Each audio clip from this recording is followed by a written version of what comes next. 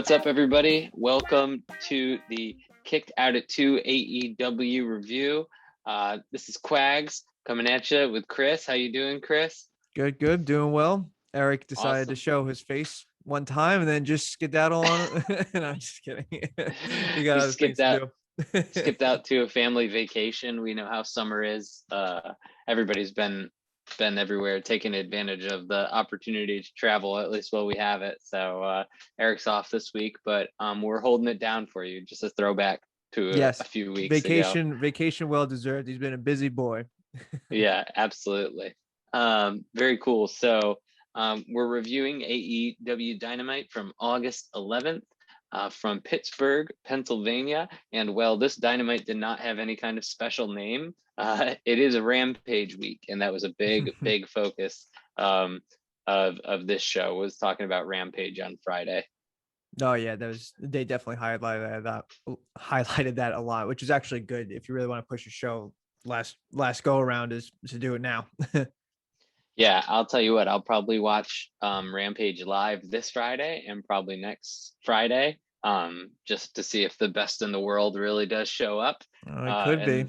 But then I'll probably be consuming Rampage mostly like through clips and social, because I don't know, 10 to 11 is just tough on a Friday. Yeah, 10 to 11 on a Friday, that is kind of brutal, but it is what it is.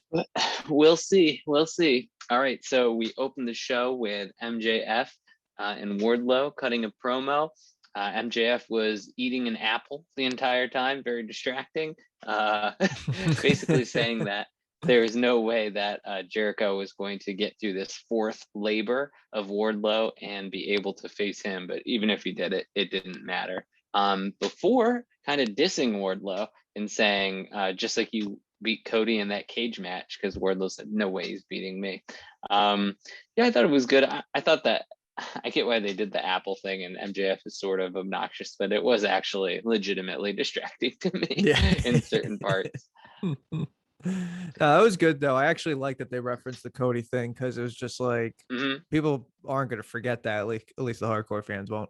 On like, we know he did this kind of shtick with Cody, but now they're making a more big deal with Jericho.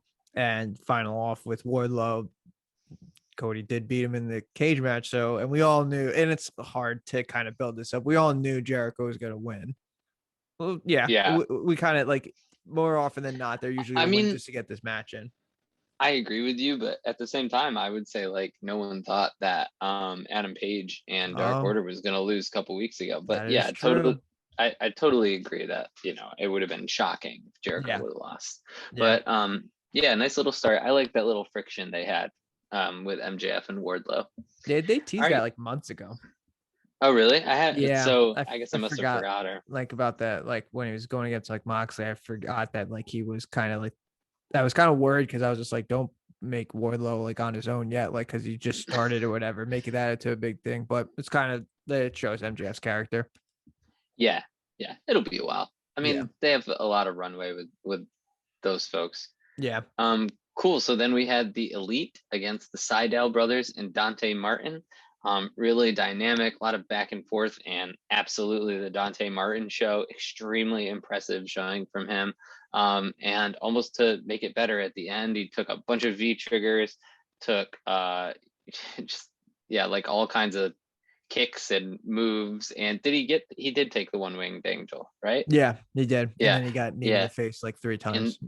And yeah. And so the Elite won by pinfall, by pinning him. After the match, a whole bunch of mess.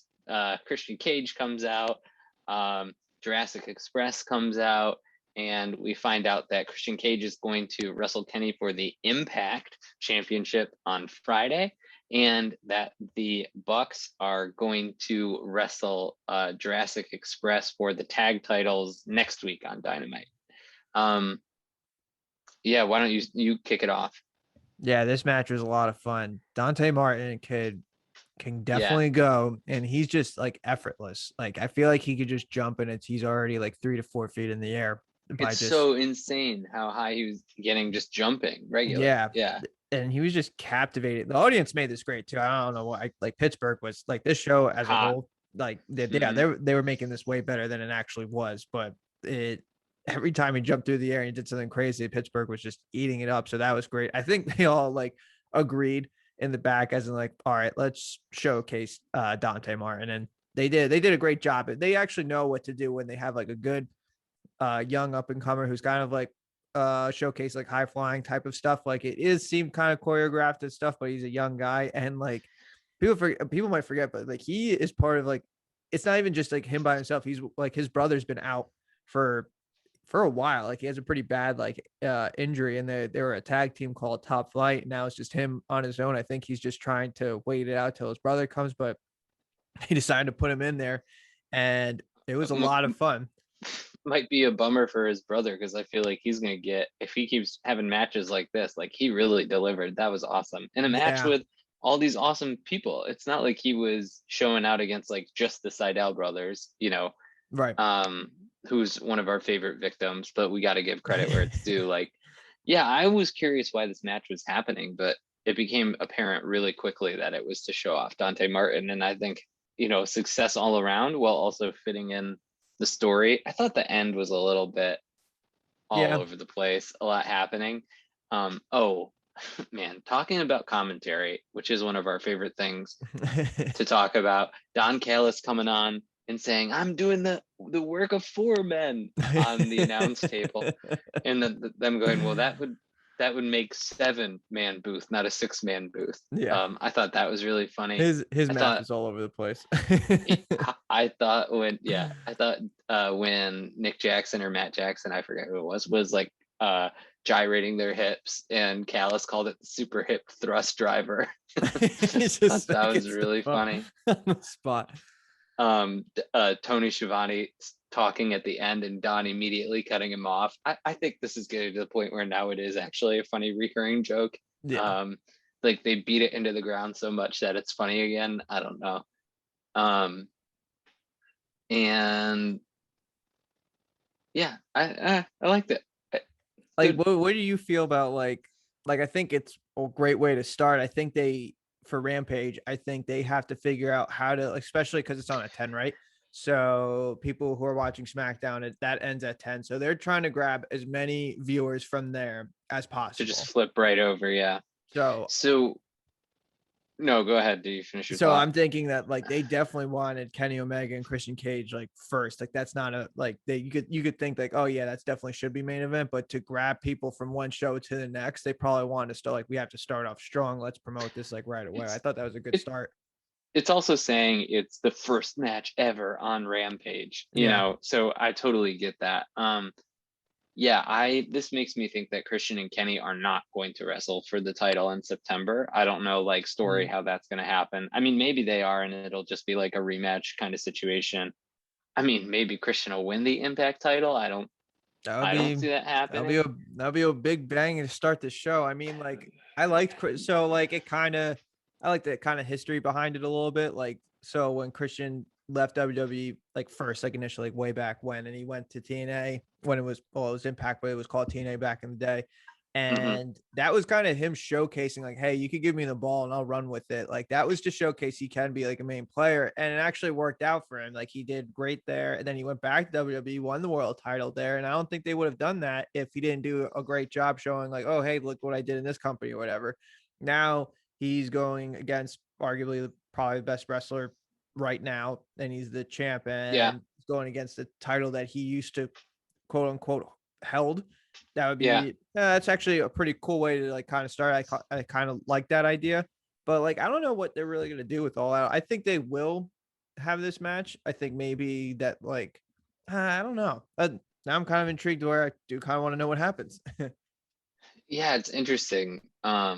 I mean, we also have the sub story that Kenny has to start losing these belts at some point. Like he can't just be the all-time belt holder for. It's not interesting after a while, but I don't think we're there yet where he needs to. So, we'll see what happens. But it is fascinating. Definitely has my attention. No, yeah. All right. So then we had Malachi Black did a vignette talking about killing Cody and getting ready to take out whoever was next. To me, it was cool.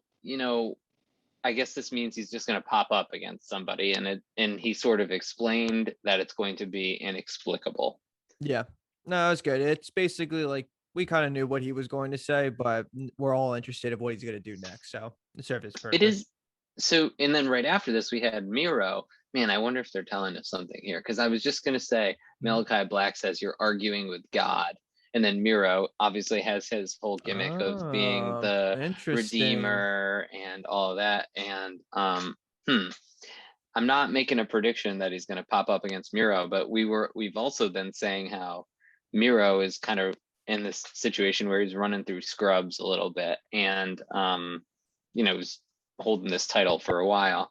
Yeah. So I mean, it's like two heels going at it. Like it didn't. That's the weird part. Yeah.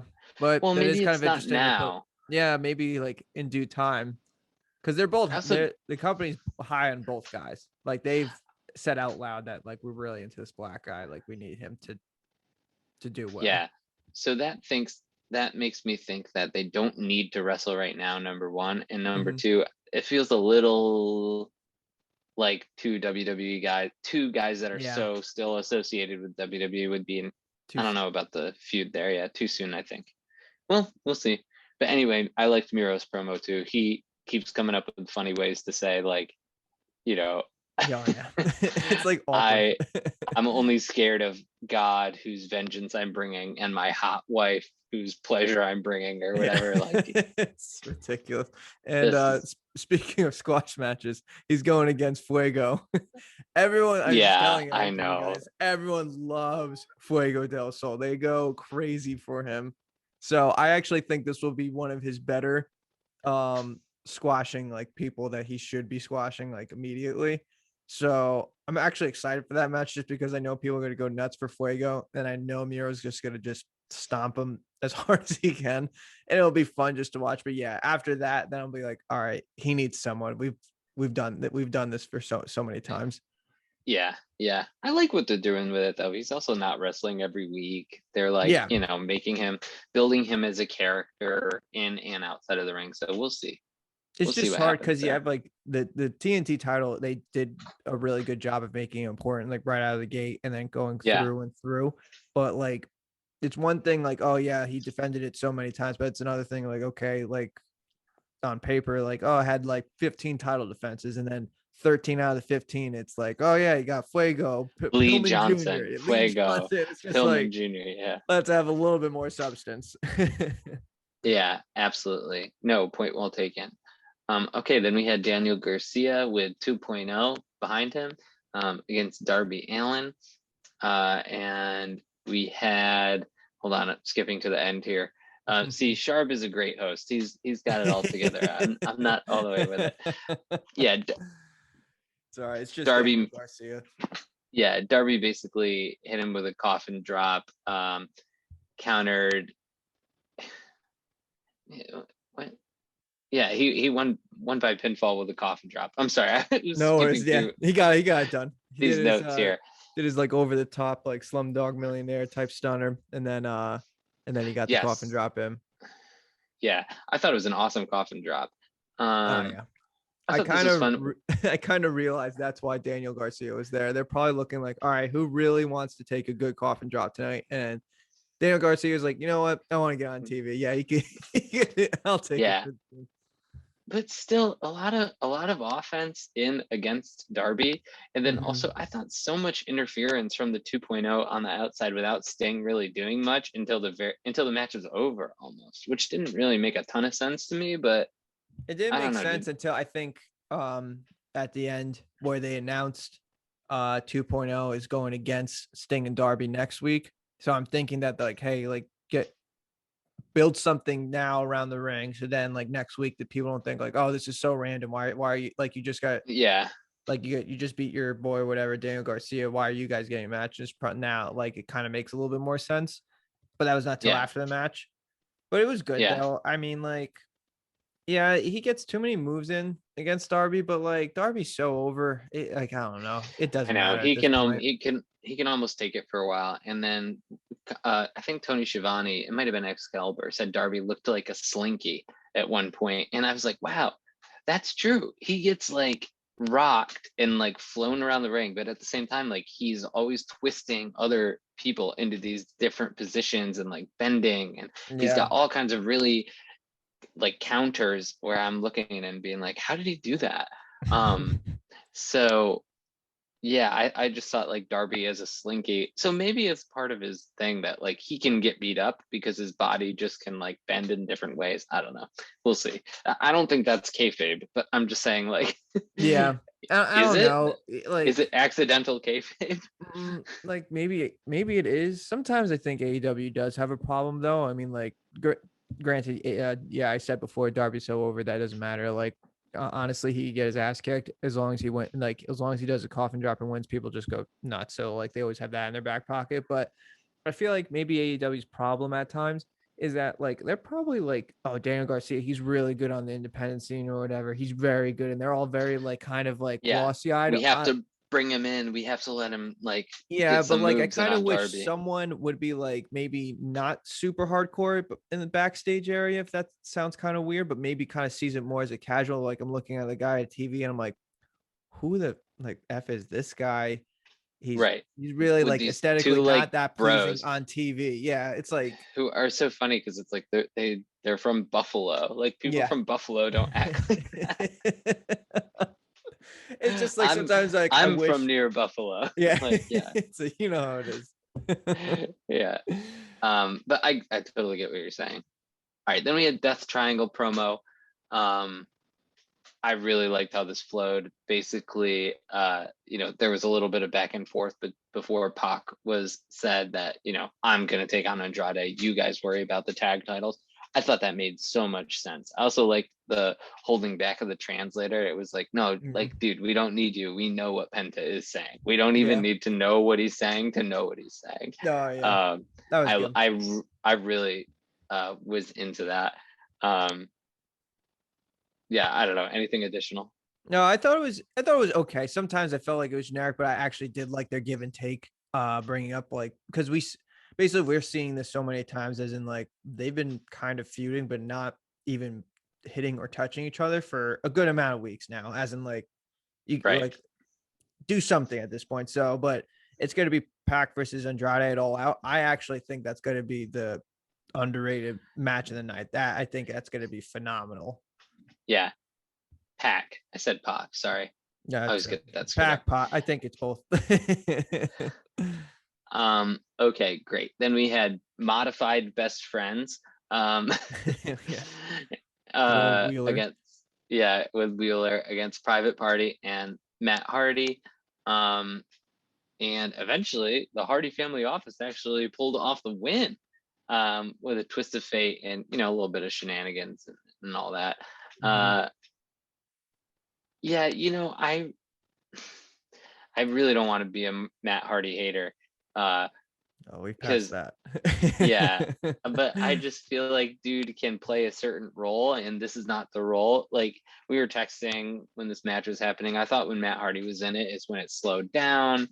The end was a total mess to me. Like we watch this show every week. Like I'm like, oh yeah, that's right. He's in the Hardy family office. That's why they're interfering. Like, oh, that's right. They have like this feud with them. So much interference and like screwing around.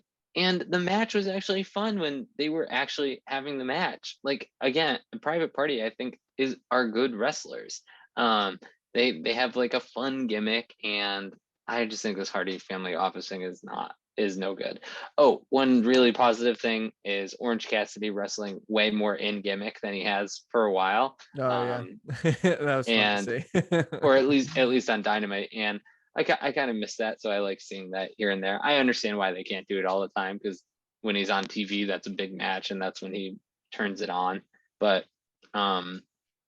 yeah, that's my takeaway from this. I'm still on the man. I wish they would get rid of the Hardy family office, and they gotta figure out Matt Hardy is still doing the delete thing. I know. Honestly, like, give me a break. I know he's boys with like the Young Bucks, so like, and I knew he was super over with his broken gimmick. But now I'm just like kind of, what do they call it? Like when you're a mark for yourself or whatever. Matt Hardy's kind of, I felt like, been notorious for that for a while, but like he wants everyone to do well. So like no one flacks him for it. But let's be real here. Let's be honest. He really enjoys like being the front man of his group. He likes being the leader. He likes showing everyone, hey, that guys, this is how you do it. And it just looks like he's just enjoying this big money gimmick way too much, to the point of like now it's like hurting the group. Like, I like the heel tactic of throwing the guy in. Like, that's like a typical heel thing to do or whatever. He threw his own teammate to knock down another guy that was the opposing team, hit his mark, whatever. But like, yeah, it just doesn't make sense. He does like, even when he does like, and this is me going like super uber into it, but like he does his like leg drop off the second rope, and he does like the Hardy Boys thing. He does the delete thing. So I'm like, how many things you're just like, you're the bad guy, don't do that stuff, or whatever. Like, but he's just like, no, the crowd loves me, they needed the reaction from me. I actually watched I saw this tweet from Jim Cornette because they got in an argument the other day. Probably they got into some weird argument a couple weeks ago, but when he was doing a move, he like showcased it. Matt Hardy just completely missed it. He was doing like a fist drop or whatever, where they're doing their triple team, just miles missed it. He just punched the mat or whatever, and like the camera was hard on it. And I was just like, oh yeah, that looked terrible. It's just like, I wish he was more of the manager role and not like, oh yeah, like who is he gonna elevate? Is he gonna now feud with Orange Cassidy? And I really hope Orange Cassidy just wins quickly and then moves on next, because this is brutal. Like, I feel like we were dancing around it, but now I'm done dancing around it. He does bring a lot of people down. And so my guess, I agree with that. My guess is like backstage, he's probably really valuable resource. He probably doesn't, I mean, I don't know. I can't imagine that he's saying like, oh yeah, I demand that you put me in the front of all of this. Like, I bet you he's helping with I'm sure he's great. I'm sure he's great in backstage area and stuff. It's just no, like, but I'm like watching this and I'm like, what are we doing? This is just no, but I'm me. saying Like, I'm saying like some of the lesser people might feel like, no, it's good for us to be in the Hardy family off, like maybe Private Party is saying like, it's better for us to do that if we can't go on a tag team run, and otherwise we get lost in dark or something, right? So I don't know that that's right, but my guess is like that's kind of what it is. So like, I mean, I'm just trying to say like, as we crap on Matt Hardy, to say, yes, this is bad, but there's probably a reason for it that we don't know, given everything else we know about AEW and Matt Hardy. But I wish that it would end. but like, for sure. Like, I'm I guess answer me this, because I know, well, I think every episode we're gonna have a Hardy family rant or whatever, and that's okay, because sometimes it's well deserved. But like, can you replace Matt Hardy with another guy in the group? Like, I understand that argument, and that makes sense. Like, why wouldn't you just put, like, because Butcher's out, why wouldn't you put Blade in there? So you got Blade and Private Party against these three guys. I think it doesn't. I don't think it resonates at all if you put one of those guys in there. That's why. Like, I don't think if you put like Butcher or Blade and you have like the Blade or Butcher be the leader, like I don't think people care nearly as much. Like, also, maybe we're not the target audience. You know, it's the people that are tuning in that are like, oh, Matt Hardy, oh, he has a faction, oh, these people are in the faction. I was thinking that, and like sometimes it's a bummer, but that's something they can't escape as, and like that's true. But like, again, don't rely so much on what we talked about, Malachi Black and Miro. Like, and Matt Hardy's the same. And all these guys are jumping ship now. Like, let's be careful on this WWE ex WWE run that they might be going on. Yeah, I don't disagree. I think we're on the same page. It's just like, I'm just trying to find the be more charitable too. I'm sure like dude is not like, no, I need to be on TV every week. I mean, maybe he is, but from everything I doubt it. I just think he definitely, when he is on TV, he definitely makes the most of it. For like, he's just like, all right, I gotta make sure I get my delete chain in, I gotta make sure I get my moves in, I gotta do this. I'm like, okay, just do what you need to do. Like, it's so funny though. Like, yeah, I mean, like, this is the last segment that we'll move on, but they just need to bring back the broken gimmick in my mind. I think like that's I don't know if like it has a place anymore, but we'll see. Like, maybe this Hardy family office, like I think they're just jumping as in like group to group. Like, we're lower mirror card guys, like they need something to do to be on the glass half full of the match, because I feel like I was just shitting on it the whole time. Really liked Orange Cassidy really working up. We haven't seen that in a while. Like I thought it was hilarious where he just got on the rope and he just kind of waved his hands and just just timbered and did the fall. Yeah, that was very funny. So it's nice to see that, not all the time, but it's nice to see that some of the time. And I wish we could talk about the match more instead of having only talked about that. But we agree, good match. Yeah, that was fun, but decent, right. Yeah. Decent, right? Yeah. All right, then we had Andrade, who said he was going to teach Pac a lesson. Oh my gosh, one day I'll know this definitely. We'll all know who the boss is at All Out. That should be a really fun match. Yeah, that should be. I'm very very excited for that. It's the same thing. Promos going back and forth, but just really excited for the match. So hopefully we'll get somewhere. Yeah, then we had Santana and Ortiz talk about how they're not done with FTR. Okay, good.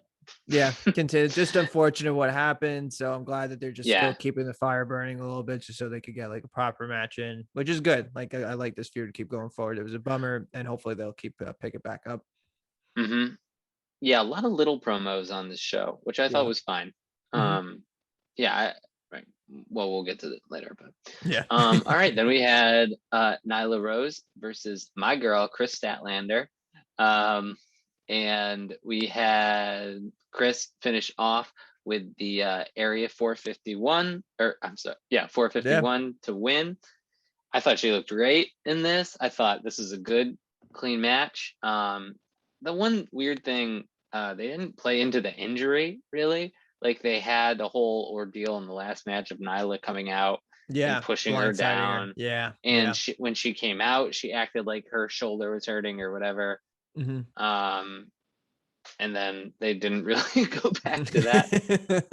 Nyla spearing Statlander while she was doing the handstand was brutal. That was awesome. That was the spot of the match. That was great. Yeah. And brutal, and like it looked real. It looked like it hurt. It looked real. It looked really real. I listened to this interview with Statlander where she was like, I'm insane, I'll do anything, I don't care. And I was like, when I saw that, I was like, yep, that's right. And the way Nyla went after it, it was like she was like, okay, she said I could do it, so I'm just gonna go for it. I actually like the, even like sometimes like we were talking about even like Dante Martin, where he just does his moves. Like it's great and all, but like sometimes it's nice when they kind of set it up. I actually thought this setup of this spot, I thought it was actually spot of the night, combining all the matches, where they actually brought it in very well. Like when Nyla does that top rope knee, which also looks pretty brutal, and then she handstands out of that, which I thought was really cool. And I was like, okay, and it just jumps down, just spears the crap out of her. I thought that was like very good, like bringing that into the match instead of just like, hey, here's a stunt or whatever. That's what would really happen, right? It's like you're walking away and you're like, oh, you're gonna just, Chris Statlander thinking like, oh, now I'm out of it and I'm gonna flip on my feet in a second. Nope. Yeah, it just gets barreled over.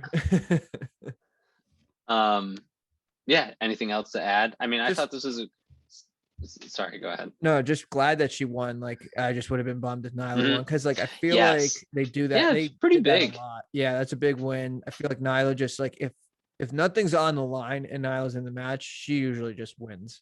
Because like I also no, what you're about to say. No, absolutely, I agree with you, and I also like how they made it seem like a big deal for Statlander, and then they also said, Nyla usually has such a size advantage, but not here. And I like that they're pointing out that Chris Statlander is like, she's pretty here to win, yo. Yeah. Yeah. Like, see, I mean, if we're really thinking like way down the line, like this is a person that could wrestle Jade. Yeah.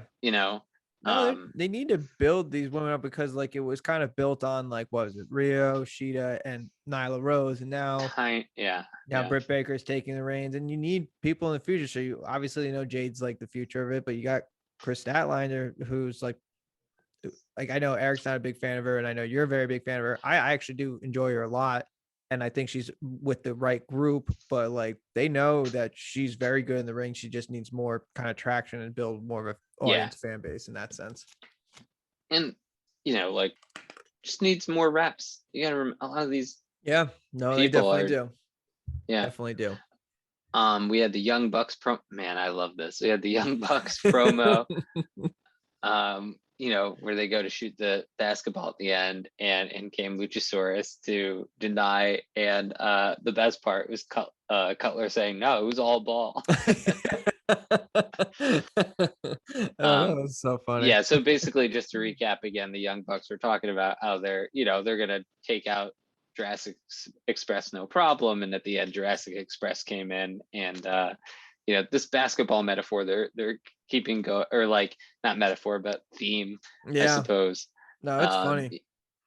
Yeah, so Luchasaurus came in, and the Jacksons are going to do a layup, and I'm sorry, I don't know Matt and Nick. The worst wrestling podcaster there is. It's all good. Also, as I said, I didn't think that I was going to be hosting tonight, and I am. So doing a good job. You're doing a good job. We called an audible, and you're flourishing. Don't you worry.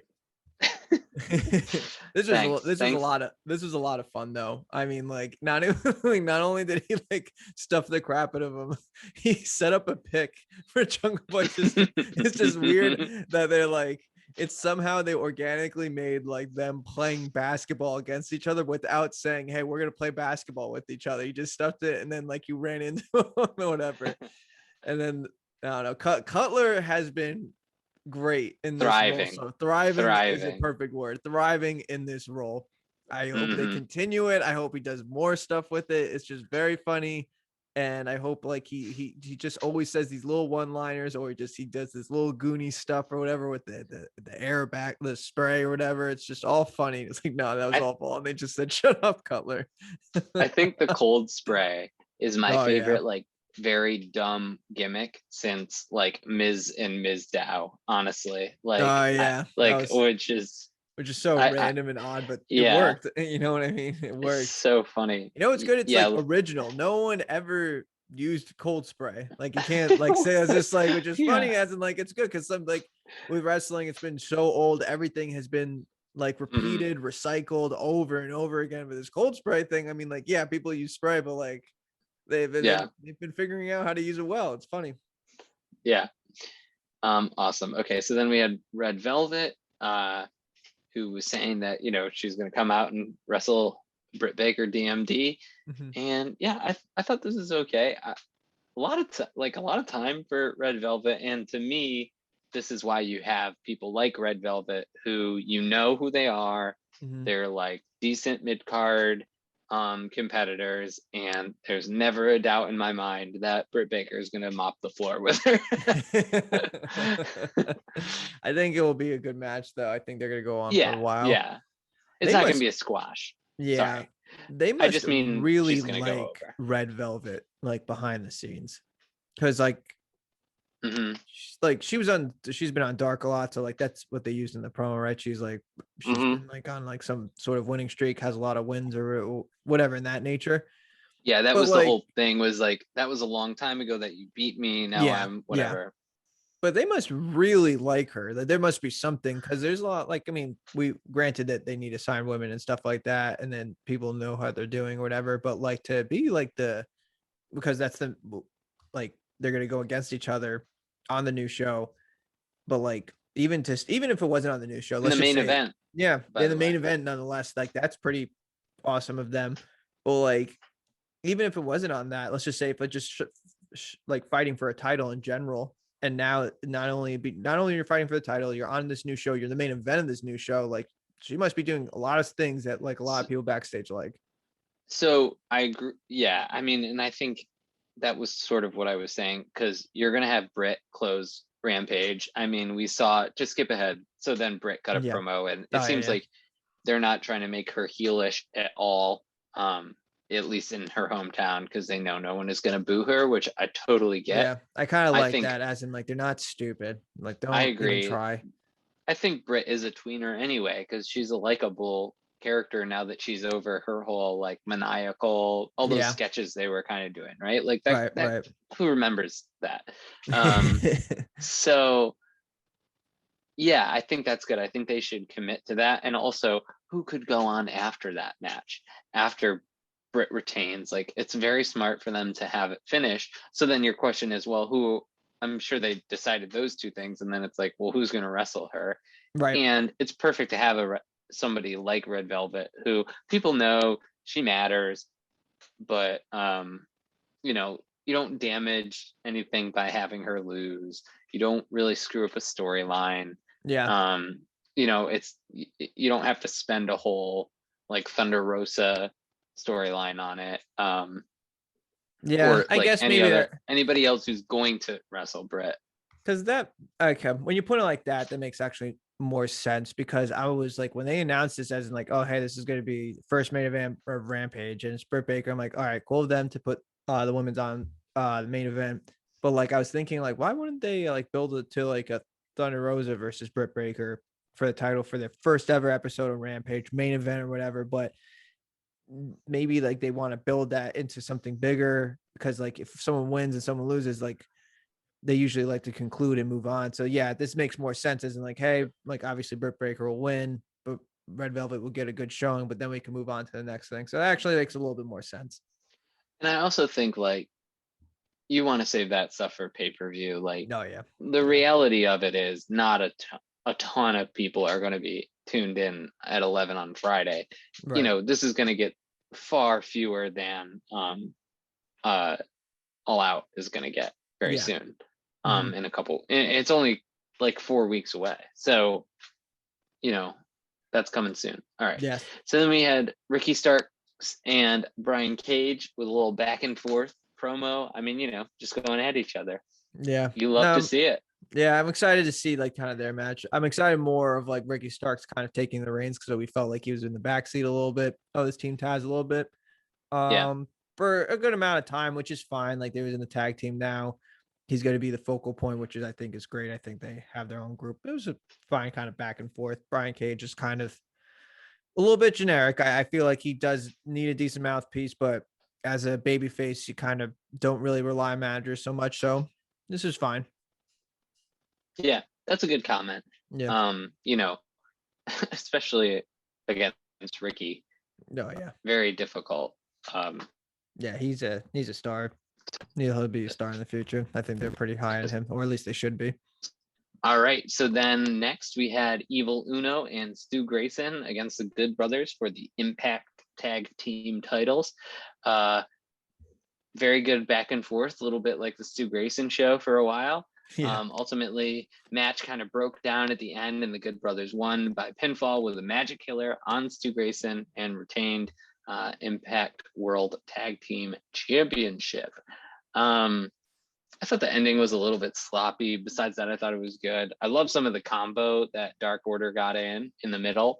Oh yeah, they're great. Especially when they Evil Uno kind of kicked one of the Good Brothers. Yeah, he launched him. And then threw him up. Yeah.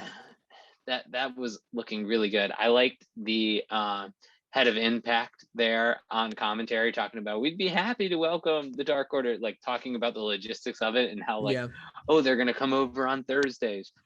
Just really good kind of cross brand promotion stuff here, but it didn't feel unnatural, didn't feel weird. It just felt like a thing that, this would happen. Oh, they can't wrestle for the AEW tag team titles, but guess what? They can wrestle for the Impact tag team titles.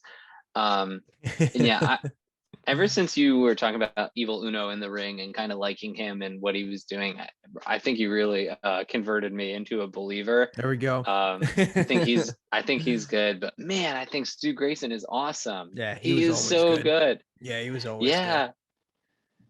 Huge fan of what they're doing over there, and then it made sense for the Good Brothers to go over. Yeah. Honestly, I've been a big fan of Evil Uno for a while now, and like I was actually always a fan of Stu Grayson and Evil Uno like as a tag team. So like even like the very early stages of AEW beginning, this is when the Dark Order was very, very terrible. Like it was kind of like in the ground, but they were under. Yeah, they were they under. Weren't over. They weren't. They were definitely not over. Let's say the least. Creepy perverts chants and all that. Little odd. I will admit, I was still kind of going for it, but like in the ring though, because they had that tag team tournament, they were phenomenal in the ring. Like they did all these. They do these combo moves that are very unique, and like they only do it, and I think they play off each other very well, just because it makes sense, right? They've been tagging like on the scene for like years. Oh yeah, even before AEW, so it definitely showed. I thought the match was fun and the fans were really into it. I thought Pittsburgh made it a lot better.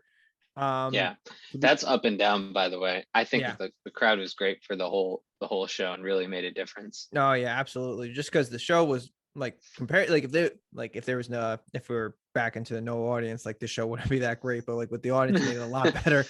But Yeah, I really enjoyed Evil Uno and Stu Grayson, and I think it showed a little bit more of like how tag team wrestling is, and it's not only just the Young Bucks. Like everyone can get in, like involved with like doing a lot of like their double team moves and everything like that, which is a lot of fun.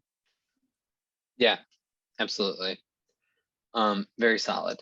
Mm-hmm. So, oh man, then we had Camille and the NWA Women's Champion cut a promo saying that Leela Hirsch is a shoot wrestler, which I really hated, and having all the charisma of a rock.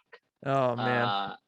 So okay, I've seen her in the ring, like she's fine, and she's like we kind of said, right? Jade-esque, like as in like you could Yeah. build a company around her. But after seeing that, I actually got tired. I was like, all right, I could like I was as You're like, brutal maybe as it's that time sounds. for bed. Yeah, I was just like I'm kind of depleted a little bit. Like I'm more not even mad, not even blaming, I definitely blame her, but like I blame the person who shot that, as in like, hey, Camille, you want to you want to do that again? It felt like it also felt like NWA production, which if you're gonna show it on like studio based, which TNT, like if you're gonna show it on TNT though, like come on, like you gotta.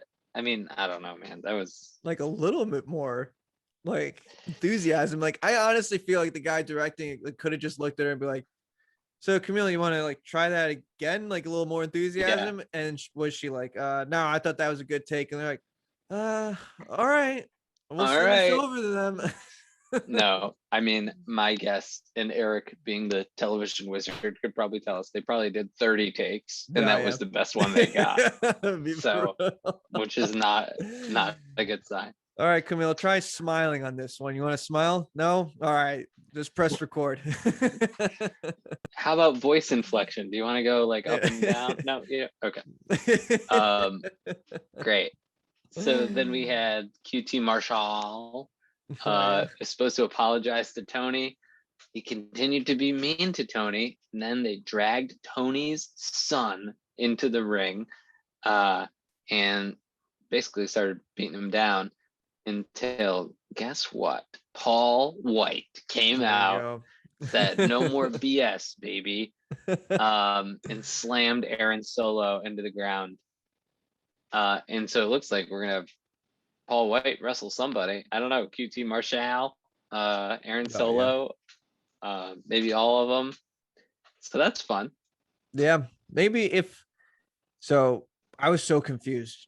I was telling you guys of why QT was bullying and ragging on Tony. I'm like, this is random. Like, who cares? Like, who cares? Just pick, like, just go on someone else. That and he's just pouring protein shakes. He's attacking his son. And I was just like, yeah, okay. Like, we already knew you were a heel. Like, you didn't need a jerk. like, you know, like, okay, we got it. Like, it was just more of like repetitiveness, as in like, well, I'm more curious if like, what's the next story? Because you know, like, you guys aren't gonna go after each other. Then it made so much sense when Paul White came out. I'm like, okay, this is actually good because Paul White, like to the casual, he is like very popular with like the casuals, as in like, okay, you see this guy on TV, you're like, holy shit, this guy's huge. And also at the same time, WWE, like they know who they are. Even when he was in the ring with them, just looking at him versus the three of them and how he towers over them, you're like, whoa, this guy is big. Yeah, he is huge. Hasn't lost a lot of size, but yeah, I think this. So I'm more maybe hopeful. I know I've ragged on the factory for quite some time, but like, look, the Cody feud's over. Now they're just a heel group, which I appreciate a little bit more, as in like you take the young guys and like QT, like he works hard. Like I get it. Like he's like the coach of like the whatever gym that they own and stuff like that. And now he's kind of like, this is his run. And I heard here he does a lot of backstage stuff. So good for him. I would like for this to build. If they're gonna just do a Paul White QT match immediately, fine. If they build it up as in like, okay, Aaron, you go against him, get squashed, then QT, and then maybe build Nick Camarado. Hey, like, beat Paul White. Like now you're this new monster big guy. Maybe they could. I don't know. You could do a lot of things. I'm more I could hopeful see that in happening. sense. That would be good, but who knows? Yeah, I think what you've outlined is a likely scenario. Yeah. I mean, I hope that happens. We'll see. I'm sure Paul White is not like, no, I can't lose to Nick Camarado. Like, no, I'm sure he's ready. He's a guy who knows he could. I think he's just probably appreciative of like I've watched videos of him like just behind the scenes of like just backstage stuff, and he seems more of a guy who's excited to be part of the team more than like it'd be like, I know it's not my time. Like my time was like 10 years ago, or whatever. Like as in like, I just want to be part of the team, help out wherever I can help out. But like that would be fun to watch, on a long pay-per-view. That would be a fun match to have as like a popcorn match in the middle or whatever it is. Right. Yeah. We know he's not going to give us a blockbuster type thing. But you know what he's going to get, like, you know what you're going to get with him. So like, in a sense, for sure. That makes sense. Yeah. Okay. And then we had our main event. We had Jericho versus Wardlow. So MJF got himself kicked out of the match towards the end by trying to throw in his ring, or give the ring to Wardlow to punch Jericho in the face with. And then we had Jericho at that same time, when ref Aubrey Edwards was distracted, grab his bat and smack Wardlow in the face, which then allowed him to, basically go from there to win with the Judas effect. Mm-hmm. We had a whole bunch of shenanigans at the end where MJF was all angry, obviously. And we had some run-ins. We had Sean Spears come in, start beating Jericho up. Then we had Sammy Guevara come in, and then Hager came in, a bunch going on. But all that led to MJF saying that next week when they wrestle, is it next week? Yeah, on Dynamite, right? Yeah.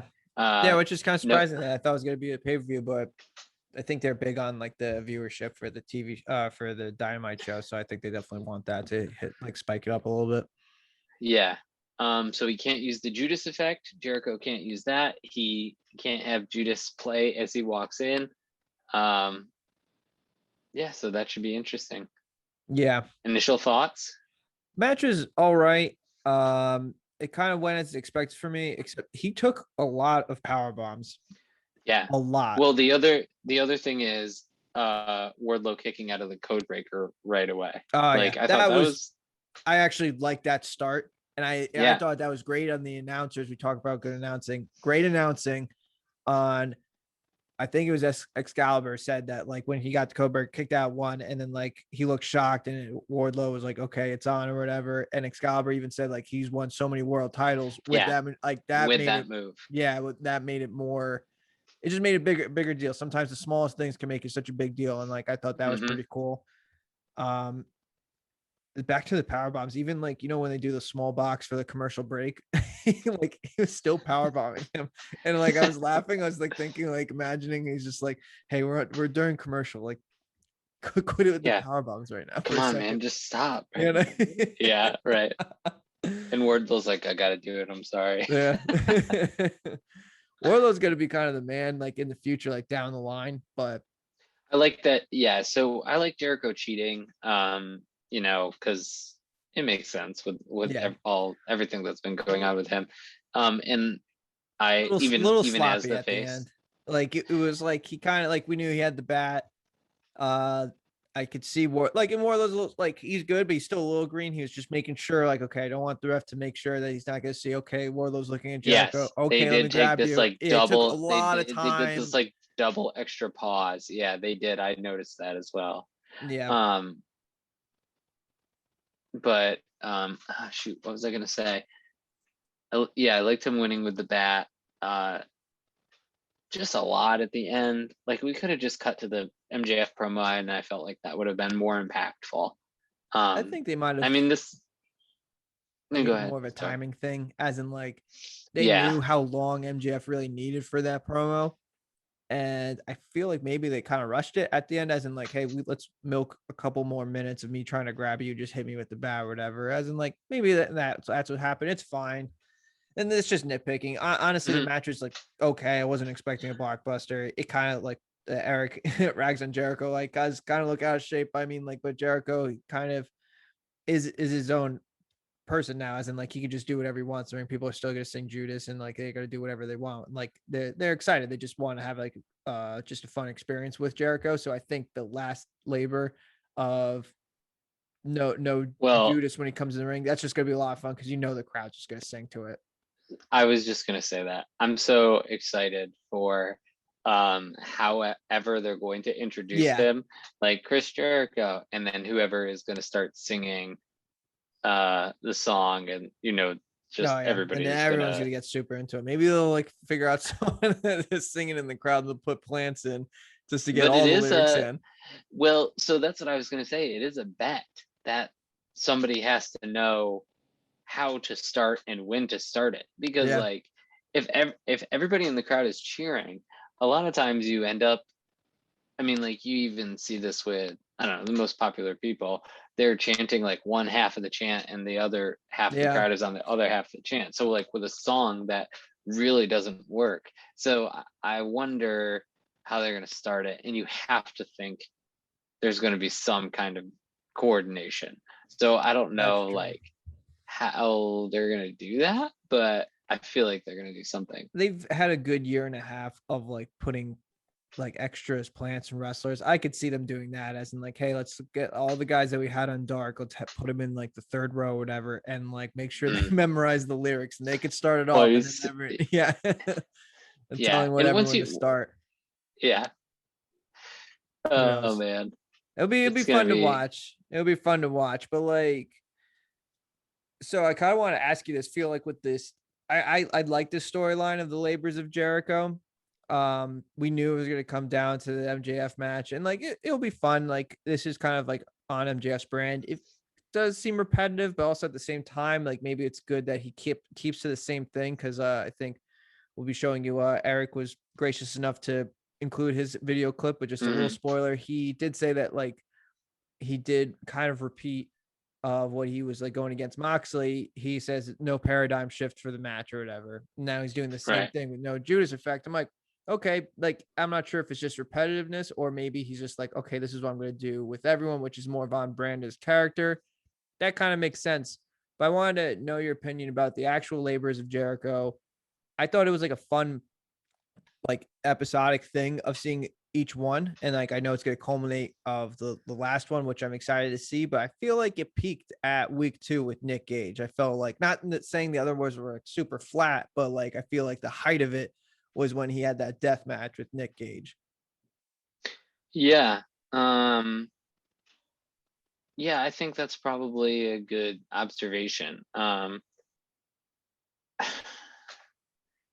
Because like the Sean Spears one, that they should have flipped. That was a good introduction. Yeah, I think they should have probably flipped 2 and 3, because I think you have to have like, I think you don't run through everybody in the Pinnacle, right? You can't do that. That's sort of lame and like not really interesting. And at the beginning when they announced it, that was one of the things we talked about. But like I like bringing back somebody from Jericho's WCW days and having that whole thing happen. But the death match was like really compelling and not as difficult to do. Like it's harder for the wrestlers, I think. But you kind of know what you're going to be getting, unless something goes really wrong, which absolutely can happen. But I think you trust that with that could always happen. So I think that would have been a good flip. And then you still have Wardlow 4, but maybe there's a little better story of Jericho's recovering from the death match and there's more tension between MJF and Wardlow. Like, I think my bigger takeaway from this is like, we don't need to see Jericho wrestle every week. Like, I think he can take a little time after this and give him a breather. Like, I kind of hope MJF wins, and beats him. I know that'll be like there's no way Jericho can face MJF again if he wins again. But that's sort of okay with me. I think MJF is a rising power, and Jericho tells great stories and has told great stories, but they've been feuding for a while. But I think the other thing is the focus has really dissipated from Inner Circle versus Pinnacle into FTR versus Santana and Ortiz, Jericho versus MJF. Yep. Sammy Guevara versus Shawn Spears, which I don't think is a bad thing. No, it's good because like it separates it a little bit, so you don't get the same thing every week because it's just like group versus group. Like it could get repetitive real quick. Yeah. So I don't know like what their idea is to bring all of that, but yeah, those are a lot of my thoughts on the topic, I guess. Yeah, I think that's probably honestly best idea was switching 2 and 3, because 3 was like, I guess, like a fun idea, but it kind of felt a little short because it's like Jericho, I don't think is equipped to do like a high end like luchador type match. It was kind of like a struggle, so like right, kind of didn't have legs to that, so I don't think that would have been super confusing.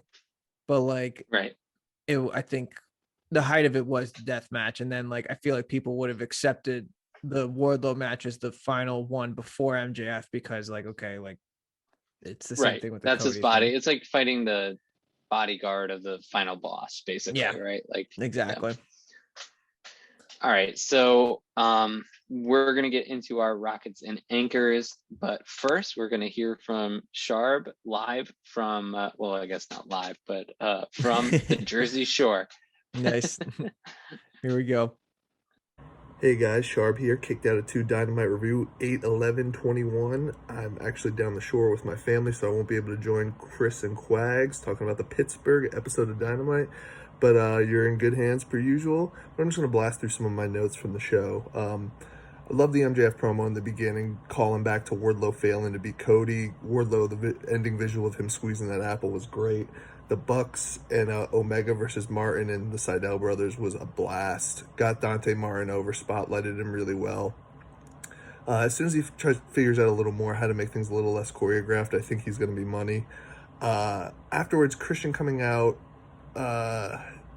didn't bode well for him because people did not like the idea of him getting a match at All Out. Fortunately, I think he's going to lose that upcoming match on Friday at Rampage, and I think they're going to do some type of beatdown angle where he's not going to be the main event of All Out.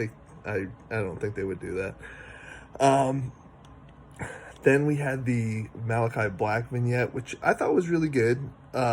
He mentioned like something, you're looking at God at the end, which then this vignette was followed by a Miura vignette, so they got to be careful because that's kind of a similar theme, but I do like his character. Miura vignette was really good too. This is when I started realizing they're doing a really good job building up Rampage with, Christian saying I'm versing you then. Later they talk about Britt versing Red Velvet in the main event. Miro's going to be defending his title. I think they've done a really good job making this first show seem important. Garcia versus Darby. I don't get why Danny Garcia is getting all this TV time. He's talented for sure, and he's young. He's just kind of scrawny and generic looking, and he made a lot of weird facials the whole time. He kept like making like trying a little too hard. I felt like it was fine though. I think Darby should have won a little easier than that. Pac's promo was fine, but I'm just not into this Pac Andrade Lucha Bros type thing. House of Hardy or Hardy Family Office versus Yuta, Cassidy, and Taylor is a waste. Too much going on, way too clunky. And the worst part of this for me was that Orange Cassidy doesn't seem to be as over as he used to be. Maybe people are getting a little, not sour on the gimmick, but just like, okay, we've seen it 1,000 times. Or maybe he just hasn't been featured in big time slots. So I think it's probably the latter, but I'd like to see him get some of his shine back. Then the Andrade promo to counter the Pac promo. I might have to start siding with Christopher. The broken English is rough, and they're trying to cover it up with Chavo, but these haven't done a good job at making him look good. Good promo with Santana and Ortiz, per usual. Still think it's weird that they lost, and even when one of the FTR members got hurt mid-match, but I mean, what could they have done? Statlander versus Nyla Rose was pretty good. They put Statlander over very strong, which I think is the smart play. The handstand that she did and then got speared by Nyla, I thought looked great. She looked really good in this match. The Bucks playing basketball with the Jurassic Express was strange. They're playing a little too much basketball for my liking, and their characters are goofy, so it's fine to do this type of comedy, because it did make me smile with Cutler saying, like, no, he got all ball. But maybe a little too much basketball. Let's kind of lose that. The Brit promo was great. It was obviously going to be a weird dichotomy with her cutting a heelish promo. This wasn't wildly heelish. She didn't turn on the crowd or anything. But in her hometown, like, you knew she was going to get crazy cheers. Attack after was fine too. I think it's smart to have this main event Rampage, put the women in a big spot, and Brit's going to be the most over person again, so why not? Stark's cage vignette was good. Good build up for that. The Good Brothers defending the Impact titles versus Uno and Grayson. It was pretty good. Stu Grayson is looking really smooth in the ring. I want to see more of him. Their tag team moves together are really great. This, again, like the first opening match, which I didn't mention, no one was really tagging again. Can we just please go have like a traditional, like, you have to tag people in. If you're in for too long, the ref says get lost. Also, Scott D'Amore, who I'm a fan of, really didn't add much on commentary. He barely talked. The Camille package was fine, even though Camille had the personality of a block of wood. Did make me think of Camille versus Jade in the future, two beasts. The attack by QT Marshall on Tony Schiavone's son. It was smart they brought up earlier, like, oh, Tony, yeah, your family's here. And I don't know, I didn't even think, like, oh, he's going to get attacked.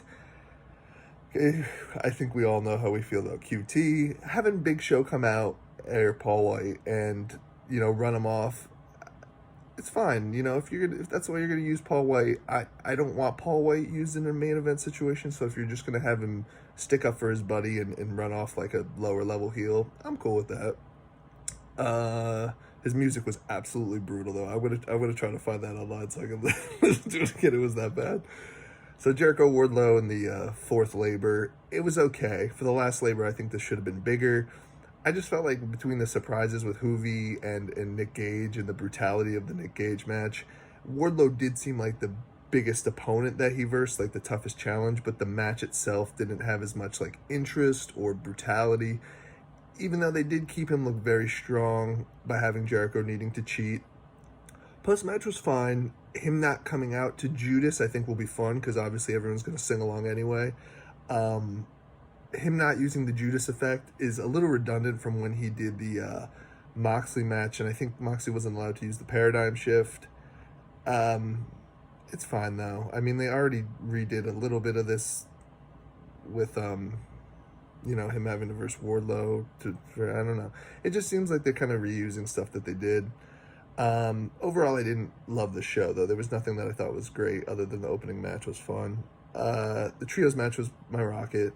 My anchor was the Hardy Family Office. You guys definitely hate them more than me, but this time it was just so much going on, so many different personalities. And we've said it before, I was just like, these guys don't have anything in common. Overall, I'll give it like a 6 out of 10. It was okay, but not one of their better shows. All right. See you later, guys. Nice job, Eric. Thank you for the input. And hopefully you're enjoying that Jersey Shore. Yeah, it's a wonderful place. Nothing like the MTV show. It's great. I've said that so many times, so many years. Awesome. Rockets and anchors. So I'm gonna go first because I think I'm gonna steal your rocket. So mine was the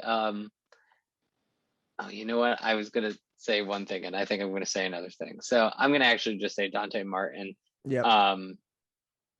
Just looked awesome and looked like literally a rocket taking off into the sky. Nice. Was that yours as well? Appropriate. I was gonna say that, but you know what? I'll actually go with Dark Order. Give me Evil Uno and Stu Grayson. I think like they're well-deserved team. I've seen them tag team for a while, even like on the Darks episode and stuff. Their tag team moves are crisp, and I thought the crowd was like super into it. I just thought that was a lot of fun, so I'm gonna give them my rocket, and I well-deserved. So I was going to say the first thing I was going to say was the handstand, the spear into the handstand. Yeah. That was just such a brutal looking move. Spot of the night. Yeah. All right. Why don't you do Anchor first then? Man, that anchor. Eric said that the Hardy family office was his anchor, and I was gonna do that, to be honest, but I will give it to Camille. That was brutal. That took a lot of wind out of my sails. Honestly, just watch them like, wow, I blame the camera guy or director of that one. Someone should have just said something saying, hey, that was a little flat. Maybe we put a little bit more pizzazz into it, but that was brutal. Yeah, I gotta say that HFO, I was not a fan. And that whole match was the match itself, the actual wrestling was compelling, and then all the noise outside was not compelling to me. I did not really appreciate it. I'm gonna give the show a 7. I'm trying to decide if I wanted to say 7.5. I'm gonna say 7.5 because I like that they did a lot of. No, I'm gonna say 7. I still like that they did a lot of little promos and they passed it around a lot, but I don't think it's worth the extra half point because I thought this was okay. I like, a lot of the stuff fell flat. But I did like that they got a lot in. It was really clear that the focus is Friday, and then I think next Friday, most importantly. I think they know. Well, I know what they want to see. So hopefully we get that. We'll see. So you give it a 7. Eric, I believe, gave it a 6. He was not a fan of the show. This is kind of like, honestly, the crowd made it a lot better, but like, kind of look at it, I'll give it a 6.5. There was some things that really kind of fell flat to me. The fourth labor was fun just to watch it. Like, it wasn't a great match, but it's just like it's more of like we want to see how they conclude or how they're going to do the next thing. It's not so much more of like, oh, I can't wait to see this great Jericho and a Wardlow type match. It's just like, I just want to see how you're going to do this, like how you're going to end it or whatever. And it was really fun with the Dante Martin thing, but at the same time, there was a lot of kind of fallouts here and there. I think it was good. I don't think they wanted to build the show as like a big deal type of show, because I really think they want to push as hard as they can. And like, hey, Rampage is just around the corner. We need that to hit big. So I think it's okay. The show wasn't too great. I think it'll be exciting to see what's going to be on Rampage. It's also going to be crazy to watch a 1-hour wrestling show, like a sprint. Like, I'm very interested in that. Yeah, exactly. All right. So we'll be coming at you 5 a.m. Saturday with our reaction to Rampage. Just kidding. Man, that'll be intense. We'll be back next week, but make sure to like and subscribe and share box and comment and all of that. Much love, y'all. Yeah, take it easy, all right? All right.